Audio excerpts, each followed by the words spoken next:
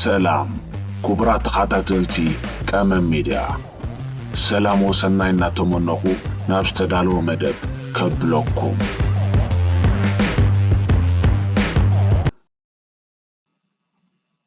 ሃገር ብዛዕባ ሃገራዊ መንነት ኣፍልጦ ክህልወና ምስ ንደሊ እቲ ቀዳማይ ክንርድኦ ዘለና ሃገር ዝብል ሓሳብ እዩ።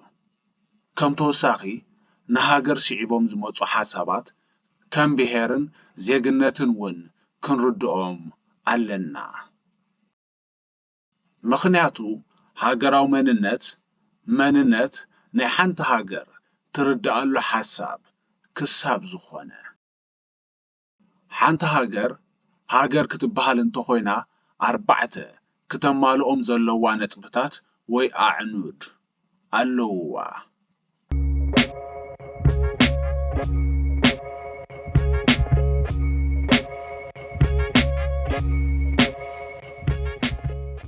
ቁጽሪ 1 ግዝኣታዊ ዶብ ክህልዋ ኣለዎ። ኣብ ግዝኣታዊ ዶብ ሕጊ ናይ ስፍሓት የለን። ዛጊት ብስፍሓታ እታ ዝነኣሰት ሃገር ቫቲካን ሲቲ እያ ብ0.44 ትርብዒት ኪሎ ሜትር። እታ ዝዓበየት ሃገር ሩስያ ብ17.1 ሚልዮን ትርብዒት ኪሎ ሜትር። ሩስያ ንቫቲካን ሲቲ ብከባቢ 399 ሚልዮን ዕጽፊ ተዓብያ። ሩስያ ብስፍሓታ ነታ ካልእቲ ኮይና ትስዕባ ካናዳ ብከባቢ ዕጽፊ ተዓብያ። ግዝኣታዊ መሬት ናይ ሓንቲ ሃገር ግድን ብመሬት ዝተኸበበ ክኸውን ኣለዎ ማለት ኣይኮነን። ከምኡ እውን ብማይ ዝተኸበበት ክትከውን ትኽእል እያ። ንኣብነት ፊሊፒንስ ብማያዊ ክፋል ዝተፈላለየትን ዝተኸበበትን ሓንቲ ሃገር እያ። እታ ብካናዳ ካብቲ ዝዓበየ ክፋል መሬት ሕቡራት መንግስታት ኣሜሪካ ዝተፈልየት ኣካል ሕቡራት መንግስታት ኣሜሪካ ዝኾነት ኣላስካ እውን ክነልዕል ንኽእል ኢና። ሃገራት ግዝኣታዊ ዶበን ብሓንቲ ሃገር ዝተኸበበ ክኸውን ይኽእል እዩ። ከም ሌሶቶ ብደቡብ ኣፍሪቃን ከም ሳን ማሪኖ ብጣልያንን። ግዝኣታዊ ዶብ ሃገራት ግድን ኣይኮነን 100% ፍሉጥ ክኸውን ዘለዎ። ብዙሓት ኣብ መንጎን ዘሎ ዶብ እናኣሰሓሓበን እውን ሃገራት እየን። ንኣብነት ኣብ መንጎ ቻይናን ሂንድን፣ ኤርትራን ኢትዮጵያን፣ ሱዳንን ግብፅን ዘሎ ምስሕሓብ ክንሪኦ ንኽእል ኢና። ከም በዓል ቢር ጠዊል ዋና ዘይብሉ ንቁፅ መሬት እውን ኣብ መንጎ ሱዳንን ግብፅን ዝርከብ ኣሎ። ኣብ ቢር ጠዊል ሰብ ኣይቅመጥን እዩ። ገለ ውልቀ ሰባት ናይ ቤኖም መሬት ክገብርዎ ፈቲኖም ብዝተፈላለየ ምኽንያት ኣይተሳኽዐሎምን። ንግብፅን ሱዳንን ዘሰሓሕበን ዶብ ኣለወን። ሃላይብ ትራያንግል ይበሃል። ብመሰረት 1899 ዝነበረ ውዕል ዶብ እዚ መሬት ኣብ ትሕቲ ግዝኣት ግብፂ እዩ ዝኣቱ። ብውዕል ዶብ ናይ 1902 እዚ መሬት ግዝኣት ናይ ሱዳን እዩ። ከም መከሓሓሲ ናይዚ ቢር ጠዊል እዩ። ሓዲአን ንቢር ጠዊል እንተወኒነንኦ ንሃላይብ ትራያንግል ከምዘይናተን ንክሪኦ እየን ዝግደዳ። ሃላይብ ትራያንግል ሰፊሕን ልሙዕን መሬት እዩ። ቢር ጠዊል ንእሽቶ 2.60 ትርብዒት ኪሎ ሜትር ኮይኑ ምድረ በዳ እዩ። ስለዚ ሓድሕደን ንክጣማመታ ብዘይዋና ገዲፎንኦ።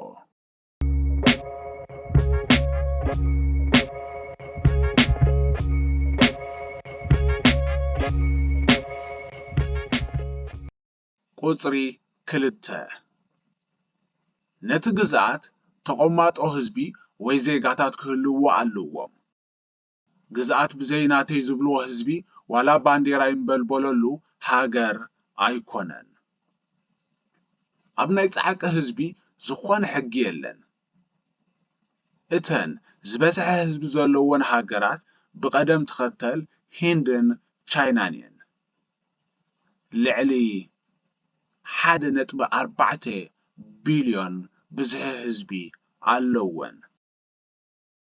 በንጻሩ ካብ ወግዓውያን ኣባላት ውድብ ሕብራት ሃገራት ዝወሓደ ህዝቢ ዘለወን ታቫሉን ኒያሩን ብቐደም ተኸተል ብ9646ን 11966ን እየን። ከም ሞናኮን ሲንጋፖርን ብፀዓቂ ህዝቢ ካብተን ቀዳሞት ዝስርዓ ሃገራት እየን። ክሳብ 10,000 ህዝቢ ኣብ 1/4 ኪሎ ሜትር ይቕመጥወን። ከም ኣብ ኣውስትራልያን ማንጎልያን በንጻሩ ክሳብ ትሕቲ 10 ሰባት ኣብ ተመሳሳሊ ትርቢዒት ይቕመጥወን።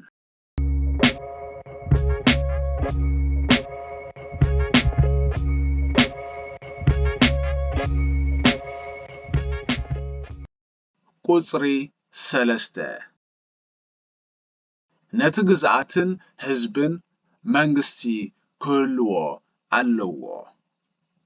ዓይነት ስርዓተ መንግስቲ ኣገዳስነት የብሉን። ዴሞክራሲያዊ ይኹን ውልቀ መላኺ እታ ሃገር ብንግስነት ትመራሕ ዋላ ብቻንስለር፣ ብኮሙኒስት ትመራሕ ብሊበራሊዝም፣ ብስርዓት ናይ ሃይማኖት ትመራሕ ብጥርኑፋት ወገነኛታት ትመራሕ ካብ ሃገር ምዃን ኣየትርፋን።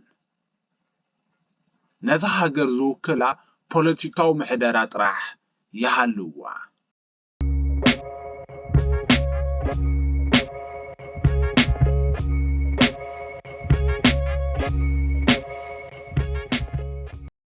ቁጽሪ 4 ርእሳ ክኢላ ምስ ዝደለየተን ካልኦት ሃገራት ይኹና ሓይልታት ወይ ውድባት ዝምድና ናይ ምፍጣር ልዕልና ክህልዋ ኣለዎ። ሓንቲ ብፌደሬሽን ትመሓደር ሃገር ከም ክፍለ ሃገር እምበር ከም ገዛእ ርእሳ ዝኽኣለት ሃገር ኣይትሕሰብን እያ። ኣብ ሕቡራት መንግስታት ኣሜሪካ 50 ግዝኣታት ነናተን መንግስቲ ዋላ ይሃልወን ኣይኮነን ናይ ወፃኢ ጉዳያት ክፍጽማ ኣብ ውሽጠን እውን ክገብርኦ ዘለወንን ዘይብለንን ሕጊ ኣለወን። ሙሉእ ብምሉእ ናይ ወፃኢ ጉዳያት ዝምልከት እቲ ማእኸላይ መንግስቲ እዩ ዝውስኖ። ከምኡ እውን ኣብ ኢትዮጵያ ዝርከባ ክልላት ብውክልና ማእኸላይ መንግስቲ እንተዘይኮይኑ ብገዛእ ርእሰን ምስ ናይ ወፃኢ ሃገራት ዝምድና ናይ ምምስራት መሰል የብለንን።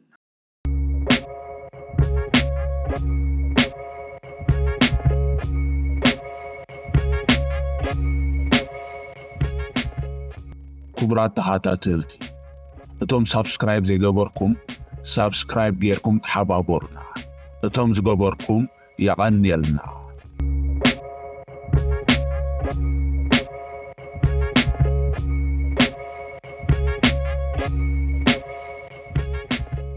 ስለዚ ሓንቲ ሃገር ክትበሃል እንተኾይና እዞም ዝተጠቕሱ ክተማልእ ኣለዋ።